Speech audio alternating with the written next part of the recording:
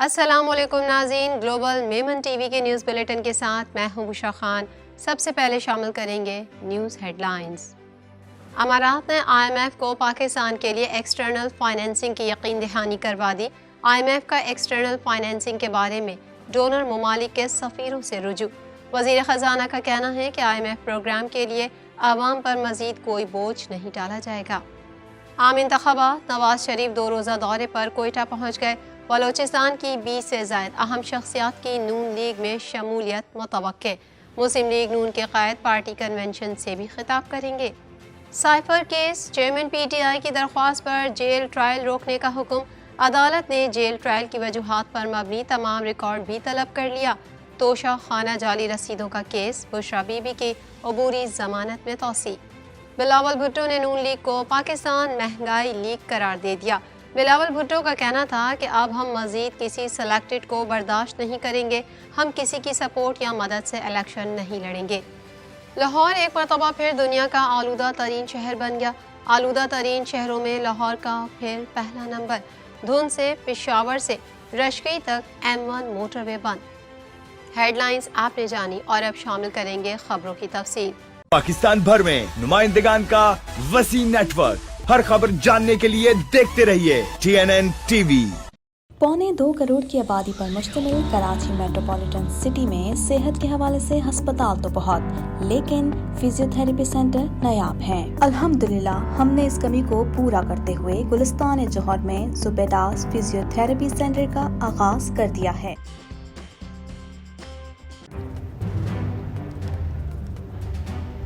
Islamic Finance TV, the only TV channel of the fastest growing Islamic economy in the world and the prime mover of Islamic finance news.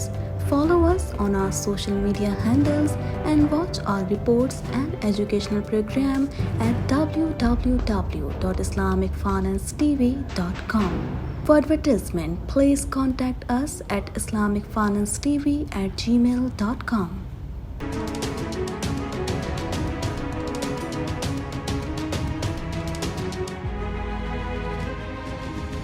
Pakistan اور بین الاقوامی مالیاتی fund جائزہ mission کے درمیان policy سطح کے مذاکرات آج بھی جاری ہیں، جبکہ نگراں وزیر خزانہ ڈاکٹر شمشاد اختر نے کہا ہے کہ آئی ایم ایف پروگرام کے لیے عوام پر مزید کوئی بوجھ نہیں ڈالا جائے گا۔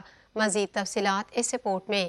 پاکستان اور بین الاقوامی مالیاتی فنڈ جائزہ مشن کے درمیان پالیسی سطح کے مذاکرات آج بھی جاری ہیں، جبکہ نگراں وزیر خزانہ ڈاکٹر شمشاد اختر نے کہا ہے کہ آئی ایم ایف پروگرام کے لیے عوام پر مزید کوئی بوجھ نہیں ڈالا جائے گا۔ مذاکرات میں سرکاری اداروں میں اصلاحات، نجکاری پروگرام کی پیش رفت، آمدن بڑھانے، اخراجات میں کمی، ڈالر انفلوز، ادارہ جاتی اصلاحات، قرض پروگرام کے دوران توانائی کے شعبے میں سبسڈی نہ دینے، بجٹ خسارہ کم کرنے کے اقدامات، پاور سیکٹر اور پیٹرولیم سیکٹر کے لیے ری بیسنگ، ایڈجسٹمنٹ اور گردشی قرضے میں کمی کا پلان پر تفصیلی تبادلہ خیال ہوگا۔ پہلے روز ہونے والے مذاکرات میں آئی ایم ایف پاکستان کے لیے 9,415 ارب کا سالانہ ٹیکس ہدف برقرار رکھنے پر رضامند ہو گیا، جس کے بعد منی بجٹ نہیں آئے گا۔ آئی ایم ایف نے پاکستان کو ایکسٹرنل فائنینسنگ کے بارے میں ڈونر ممالک کے سفیروں سے رجوع کر لیا ہے۔ UAE نے پاکستان کو ایکسٹرنل فائنینسنگ اور سرمایہ کاری کی یقین دہانی کروا دی۔ آئی ایم ایف جائزہ مشن نے پاکستان میں UAE کے سفیر سے اہم ملاقات کی، جس میں پاکستان کی طرف سے ایکسٹرنل فائنینسنگ پر دوست ممالک کی جانب سے کروائی جانے والی یقین دہانیوں پر تبادلہ خیال کیا۔ پاکستان اور بین الاقوامی مالیاتی فنڈ جائزہ مشن کے درمیان 71 کروڑ ڈالر کی قسط کے لیے مذاکرات کے فیصلہ کن دور کے پہلے روز خصوصی سرمایہ کاری فیسیلیٹیشن کونسل کی جانب سے بریفنگ دی گئی تھی اور SIFC کے تحت متوقع سرمایہ کاری اور اس پر دی جانے والے ٹیکسوں کی رعایت پر بھی غور کیا گیا۔ آئی ایم ایف کی طرف سے نئے ٹیکس عائد کرنے کا مطالبہ نہیں آیا ہے، البتہ رواں مالی سال کا ٹیکس ہدف حاصل کرنے کا مطالبہ کیا ہے اور پاکستان پہلے جائزے کی کامیابی سے تکمیل کے لیے پرامید ہے۔ مذاکرات میں Pakistan I M F policy سطح کے مذاکرات 15 نومبر تک جاری رہنے کا امکان ہے۔ پاکستان آئی ایم ایف کی بیشتر شرائط پوری کر چکا، اقتصادی ڈیٹا بھی شیئر کیا جا چکا۔ اقتصادی جائزے کی کامیابی پر پاکستان کو تقریباً 71 کروڑ ڈالر کی اگلی قسط ملے گی۔ اسٹاف لیول معاہدے کی صورت میں حتمی منظوری آئی ایم ایف کا ایگزیکٹو بورڈ دے گا۔ عام انتخابات کی تیاریوں کے سلسلے میں مسلم لیگ نون کے قائد میاں محمد نواز شریف 2 روزہ دورے پر کوئٹہ پہنچ گئے۔ مزید جانتے ہیں اس رپورٹ میں۔ عام انتخابات کی تیاریوں کے سلسلے میں مسلم لیگ نون کے قائد میاں محمد نواز شریف 2 روزہ دورے پر کوئٹہ پہنچ گئے۔ سابق وزیر اعظم شہباز شریف، مریم نواز اور دیگر بھی نواز شریف کے ہمراہ ہیں۔ نواز شریف کوئٹہ میں اہم سیاسی شخصیات سے ملاقاتیں کریں گے۔ نواز شریف سے ملاقات کے بعد بلوچستان کے 20 سے زائد اہم شخصیات کی نون لیگ میں شمولیت متوقع ہے۔ دورہ کوئٹہ کے موقع پر نون لیگ اور BAP میں سیٹ ایڈجسٹمنٹ کے معاہدوں کا امکان ہے۔ مسلم لیگ نون کے قائد پارٹی کنونشن سے بھی خطاب کریں گے۔ ترجمان مسلم لیگ نون مریم اورنگزیب نے بتایا کہ نواز شریف اپنی رہائش گاہ جاتی عمرہ رائے سے سخت سیکیورٹی میں ایئرپورٹ کے لیے روانہ ہوئے۔ انہوں نے کہا کہ وزیر اعظم نواز شریف نے سی پیک، ہیلتھ کارڈ، تعلیم، ترقی، امن، روزگار، کاروبار اور حقوق دیے تھے۔ یہ سلسلہ پھر شروع کریں گے۔ دہشت گردی اور لوڈ شیڈنگ سے نجات دلائی تھی، امن پھر واپس لوٹے گا۔ اسلام آباد ہائی کورٹ نے سائفر کیس میں چیئرمین PTI کی اپیل پر جیل ٹرائل روکنے کا حکم دے دیا۔ مزید احوال اس رپورٹ میں۔ اسلام آباد ہائی کورٹ نے سائفر کیس میں چیئرمین PTI کی اپیل پر جیل ٹرائل روکنے کا حکم دے دیا۔ اسلام آباد ہائی کورٹ کے جسٹس میاں گل حسن اورنگزیب اور جسٹس سمن رفت امتیاز پر مشتمل 2 رکنی بینچ نے چیئرمین PTI کی سائفر کیس میں ٹرائل کے خلاف انٹرا کورٹ اپیل پر سماعت کی۔ دوران سماعت چیئرمین پاکستان تحریک انصاف کی طرف سے وکیل سلمان اکرم راجہ اور حکومت کی طرف سے اٹارنی جنرل نے دلائل دیے۔ عدالت نے جیل ٹرائل کی وجوہات پر مبنی تمام ریکارڈ بھی طلب کر لیا، جبکہ حکم امتناع دینے کی اٹارنی جنرل کی استدعا بھی مسترد کرتے ہوئے کیس کی سماعت 16 نومبر تک ملتوی کر دی۔ دوسری جانب ڈسٹرکٹ اینڈ سیشن کورٹس اسلام آباد میں بشرا بی بی کی توشہ خانہ جعلی رسیدوں کے کیس اور چیئرمین PTI کی 6 مقدمات میں ضمانت کی درخواست پر ایڈیشنل ڈسٹرکٹ اینڈ سیشن جج طاہر عباس سپرا نے سماعت کی۔ بشرا بی بی کے وکیل خالد یوسف چودھری ایڈوکیٹ عدالت میں پیش ہوئے، جبکہ چیئرمین PTI کو عدالت پیش نہ کیا گیا اور سابق وزیر اعظم کی پیشی سے متعلق رپورٹ بھی پیش نہ کی جا سکی۔ پاکستان پیپلز پارٹی کے چیئرمین اور سابق وزیر خارجہ بلاول بھٹو نے کہا ہے کہ الیکشن کے نتائج پہلے سے کمرے میں بیٹھ کر تیار کرنے اور PTI کی طرح جیت کے خواب دیکھنے والی پاکستان مہنگائی لیگ کو عوام 8 فروری کو شکست کی صورت میں جواب دیں گے۔ مزید تفصیلات اس رپورٹ میں۔ پاکستان پیپلز پارٹی کے چیئرمین اور سابق وزیر خارجہ بلاول بھٹو نے کہا ہے کہ الیکشن کے نتائج پہلے سے کمرے میں بیٹھ کر تیار کرنے اور PTI کی طرح جیت کے خواب دیکھنے والی پاکستان مہنگائی لیگ کو عوام 8 فروری کو شکست کی صورت میں جواب دیں گے۔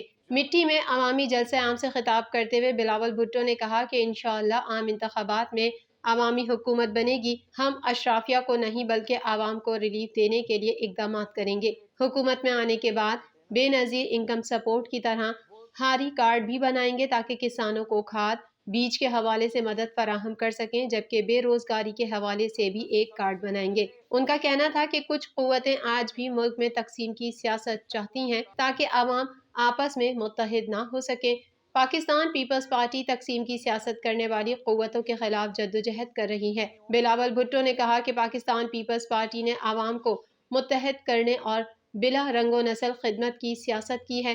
انہوں نے کہا کہ بالخصوص مودی سرکار اور دنیا بھر میں پاکستان مخالف پروپیگنڈا کرنے والوں کو جواب دینے کے لیے تھر پارکر کے جیالے ہی کافی ہیں۔ ایسی طاقتوں کو پاکستان پیپلز پارٹی بہت اچھی طرح سے ہینڈل کرتی ہے۔ بلاول بھٹو نے کہا کہ ابھی انتخابی شیڈول کا اعلان نہیں ہوا، مگر جس جوش و جذبے سے عوام نے جلسے میں شرکت کی اس سے تھر پارکر کا فیصلہ ہو گیا ہے۔ 8 فروری کو انشاءاللہ تھر پارکر سے تیر پیپلز پارٹی اور عوام کی جیت ہوگی۔ بلاول بھٹو نے کہا کہ پیپلز پارٹی کی کارکردگی تھر پارکر کے ترقیاتی کام ہیں۔ آئیں پوچھیں کہ یہاں PP کی حکومت کے بعد کتنا ترقیاتی کام ہوا۔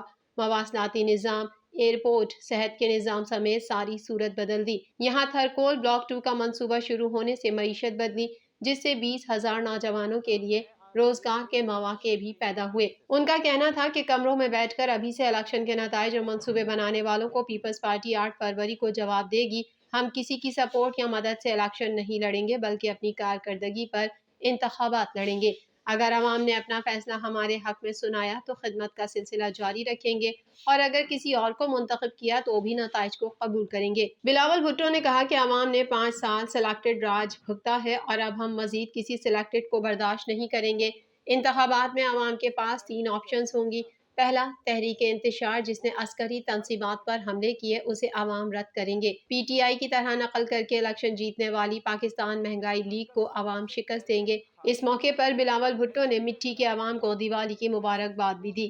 صوبہ پنجاب کا دارالخلافہ لاہور ایک مرتبہ پھر دنیا کا آلودہ ترین شہر بن گیا ہے۔ بھارتی شہر نئی دہلی آلودہ ترین شہروں میں دوسرے نمبر پر ہے۔ مزید جانتے ہیں اس رپورٹ میں۔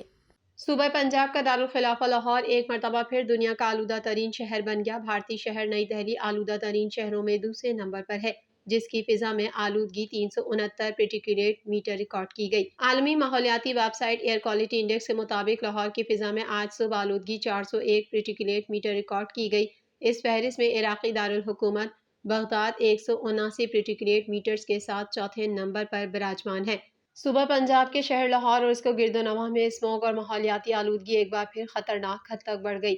طبی ماہرین کی جانب سے اسموگ کے پیش نظر تجویز کیا گیا ہے کہ شہری ماسک لگا کر گھر سے نکلیں۔ دوسری جانب ماحولیاتی آلودگی پھیلانے والوں کے خلاف انتظامیہ کی کارروائیاں بھی جاری ہیں۔ اسسٹنٹ کمشنر نے بتایا ہے کہ اسموگ کا باعث بننے والے اینٹوں کے بھٹوں کے مالکان پر جرمانے عائد کیے جا رہے ہیں۔ اس سلسلے میں ایک بھٹا سیل کر کے اس کے مالک کے خلاف مقدمہ درج کیا گیا۔ سردیوں کے آتے ہی دھند بھی دیہی علاقوں میں گھر کر لیتی ہے، جس کے نتیجے میں حد نگاہ صفر ہونے کے سبب ٹریفک متاثر ہوتا ہے۔ موٹر وے پولیس کے مطابق دھند کے باعث موٹر وے M1 پشاور سے رشکئی تک بند ہے۔ حد نگاہ میں بہتری پر موٹر وے کو ٹریفک کے لیے کھولا جائے گا۔ موٹر وے پولیس نے بتایا ہے کہ دھند کی وجہ سے موٹر وے M1 پشاور سے سوابی تک بھی بند ہے۔ موٹر وے پولیس کی جانب سے تجویز کیا گیا ہے کہ شہری جی ٹی روڈ بطور متبادل روٹ استعمال کریں۔ گلوبل میمن ٹی وی کے نیوز بلیٹن میں فی الحال اتنا ہی۔ مزید خبروں اور اپڈیٹس کے لیے دیکھتے رہیے گلوبل میمن ٹی وی۔